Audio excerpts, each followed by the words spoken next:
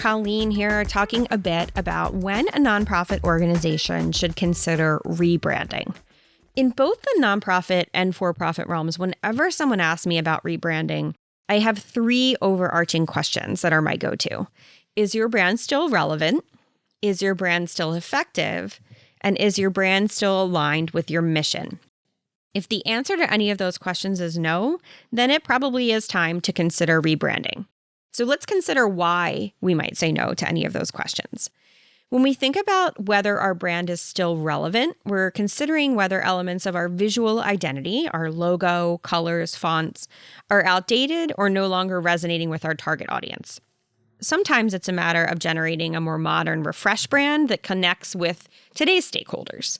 Other times it's a matter of keeping your visual elements intact, but addressing stale messaging by updating language or your brand story or your communication strategies. When we're considering whether our brand is still effective, we're typically thinking about how our brand is applied across channels. Does our brand allow us to be consistent across the communication channels that we selected, or do we need to rebrand to help us create a more unified, cohesive brand presence?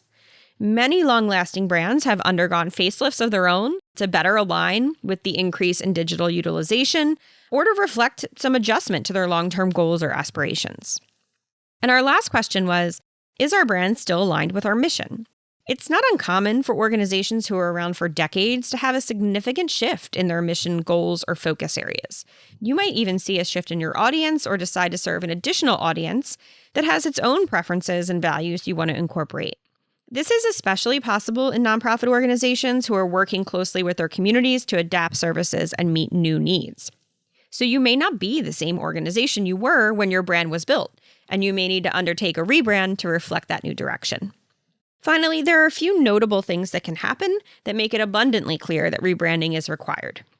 On the downside, if your organization is facing negative public perception or has encountered controversies that are affecting its reputation, rebranding can be a strategic move to help you rebuild trust and your organizational image.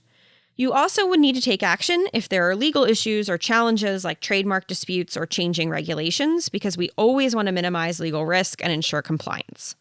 But there can definitely be positive reasons for a rebrand as well, like going through a merger or acquisition, when you need to rebrand to reflect the new identity and communicate a cohesive message to stakeholders. Or getting into growth mode and expanding your operations regionally, nationally, or globally. In this case, it may be necessary to rebrand to ensure cultural sensitivity and relevance in different regions you'll serve. Whatever sets you out on your journey to rebrand, be sure it is necessary, because it will take both human and financial resources, which we know are limited. And before you get started, have a plan to incorporate research, involve your key stakeholders, and carefully plan the process to ensure a smooth transition and positive outcome for your staff, your volunteer leadership, your beneficiaries, and your brand.